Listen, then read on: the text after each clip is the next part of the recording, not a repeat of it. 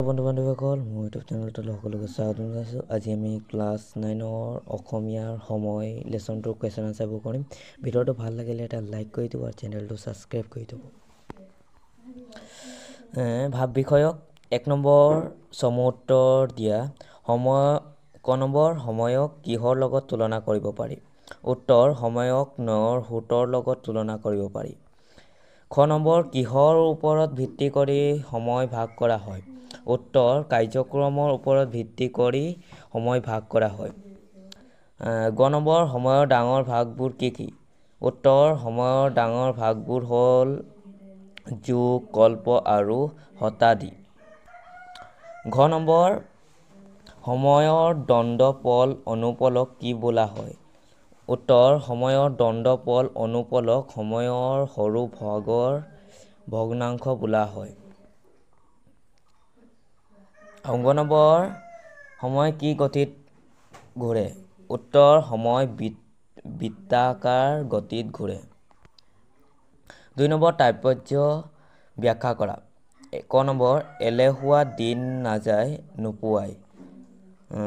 উত্তৰ কাৰ্যক্ৰমৰ ওপৰত ভিত্তি কৰি সময়ক ভাগ কৰা হয়। কামৰ মাজেৰেহে প্ৰকৃত সময়ৰ জোখ পাব পাৰি।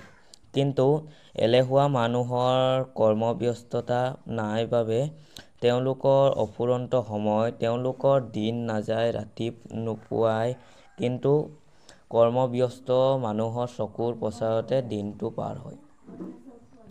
খ নম্বৰ মানুহৰ এক কল্পই বৰ্ষাৰ এদিন। উত্তৰ ইয়াৰ কৰ্মী মানুহৰ সময়ৰ মূল্যৰ কথা কোৱা হৈছে। কৰ্মী লোকৰ মনত দিনটো চকুৰ পচাৰতে গ'ল যেন লাগে। এই কাৰণেই বোধ কৰোঁ মানুহৰ এবছৰে দেৱতাৰ এদিন বুলি কোৱা হয়।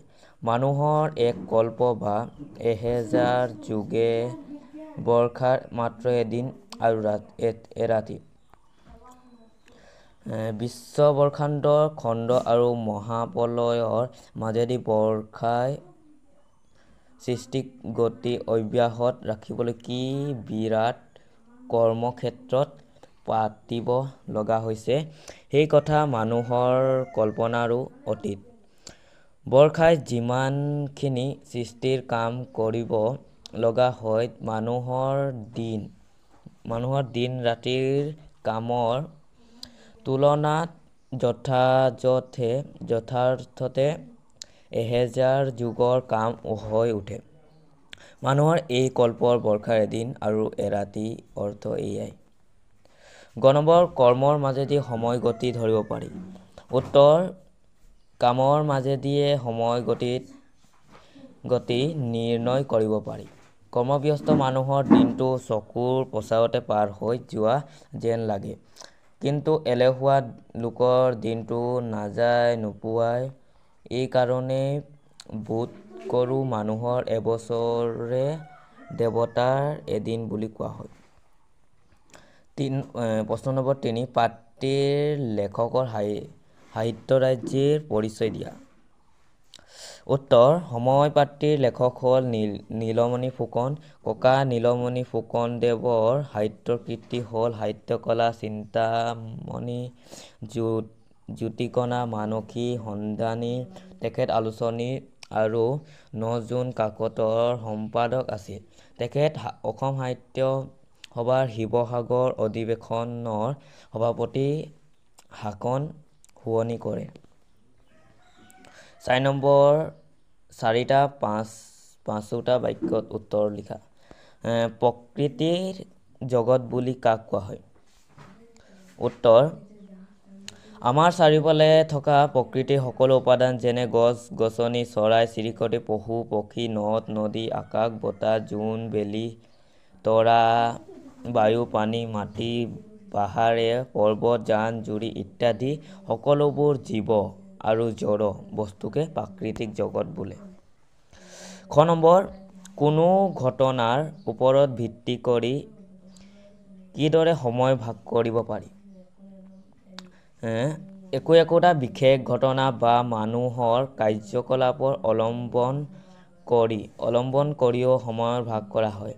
ধৰ্ম, কলা, সাহিত্য, বুৰঞ্জী, কিংবদন্তি, যুদ্ধ, বিগ্ৰহ, ৰাজত্ব আদিৰ বিষয়বিলাকে সময়ৰ একোটা ঢাপ তুলি সীমাবদ্ধ কৰি থৈ যায়। সৎবত শকাব্দ খ্ৰীষ্টাব্দত হিজৰী, শংকৰাব্দ, চৈতন্যাব্দ ইত্যাদি সময়ৰ বিভাগৰ গুৰিতে এনে একোটা স্মৰণীয় ঘটনা আছে। গ নম্বৰ, লক্ষণাক্ৰান্ত মানে কি? উত্তৰ: লক্ষণাক্ৰান্ত মানে হৈছে এটা নিৰ্দিষ্ট লক্ষণযুক্ত সময়ৰ ভাগবিলাক বিশেষ লক্ষণান্বিত। এই কাৰণে হিন্দু শাস্ত্ৰমতে 4টা যুগৰ লক্ষণবিলাক নিৰ্ণয় কৰি থোৱা আছে। কলি যুগত কল্কী অৱতাৰ, পিছত দ্বিতীয় যুগৰ প্ৰৱৰ্তন, খ্ৰীষ্টানসকলৰ মতে মিলেনিয়াম বা 1000 বছৰৰ জিন্দাৰ ৰাজত্ব, ইছলামৰ মতে শেষ ইমাম মেহদীৰ আগমন ইত্যাদি ঘটনাৱলী একো যুগৰ লক্ষণ। ঘ নম্বৰ, বিজ্ঞানৰ আৱিষ্কাৰৰ আগতে মানুহে কিহৰ ওপৰত ভিত্তি কৰি সময় সম্পৰ্কে অৱগত হৈছিল? উত্তৰ: বিজ্ঞানৰ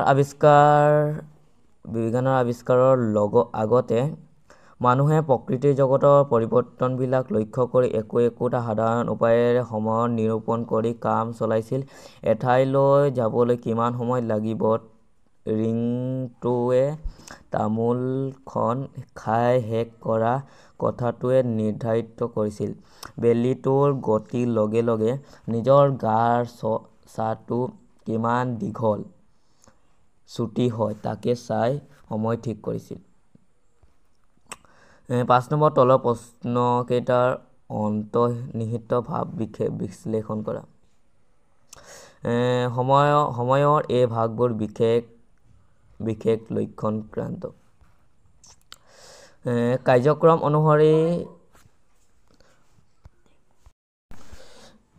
অনুসৰি সময়ৰ ভাগ কৰা হয়। সময়ৰ ডাঙৰ ভাগবোৰ যুগ, কল্প, শতাব্দী, মজলীয়া ভাগবিলাকেই ঋতু, বছৰ, মাহ আৰু সৰু ভাগবিলাকেই দিন, ৰাতি, পহৰ, তাৰো ভগ্নাংশবিলাক হৈছে দণ্ড, পল, অনুপল।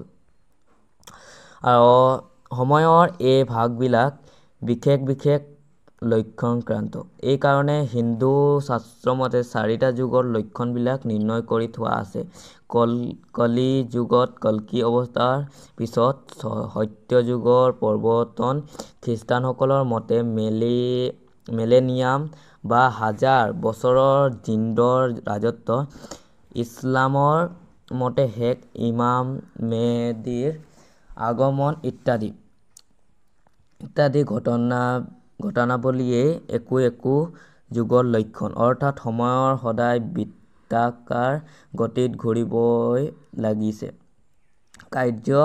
গতিকে এই বৃত্তৰ ব্যাস আৰু পৰিধি বেছ কম হয় বাবেই সময়ৰ বিভিন্ন বিভাগৰ কল্পনা। খ নম্বৰ, সময়ৰ টিকনিডাল হেনো আগফালে।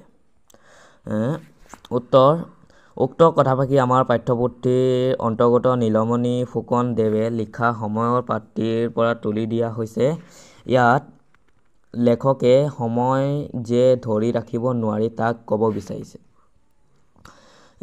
সময় বোৱতী নৈৰ নিচিনা, ইয়াক কোনেও ধৰি ৰাখিব নোৱাৰে।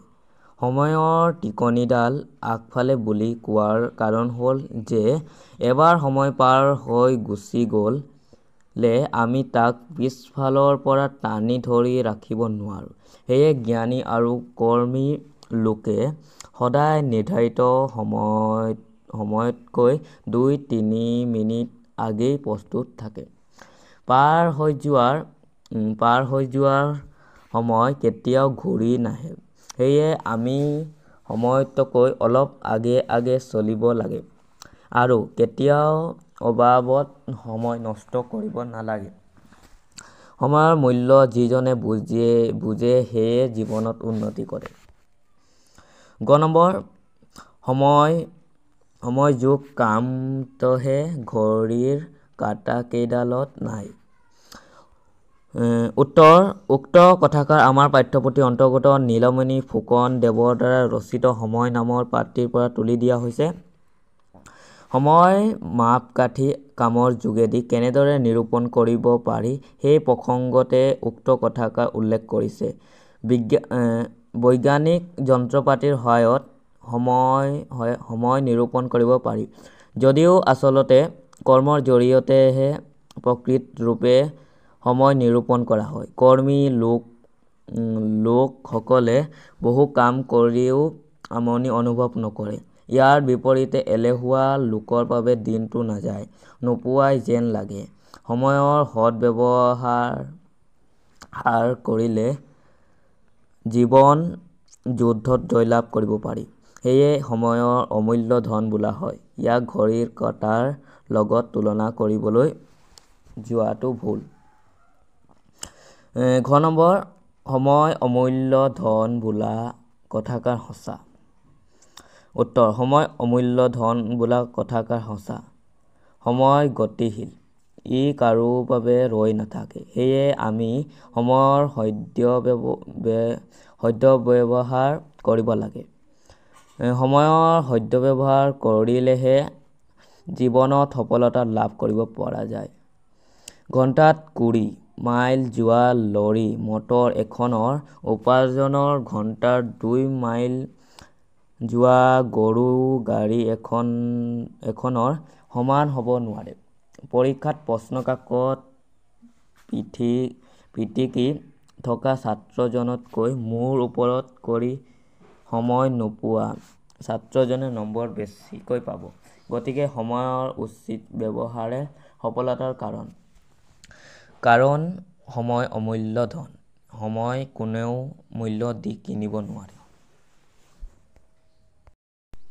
ভিডিঅ'টো ইমানেই আছিল। ভিডিঅ'টো ভাল লাগিলে এটা লাইক কৰি দিব আৰু চেনেলটো ছাবস্ক্ৰাইব কৰি দিব।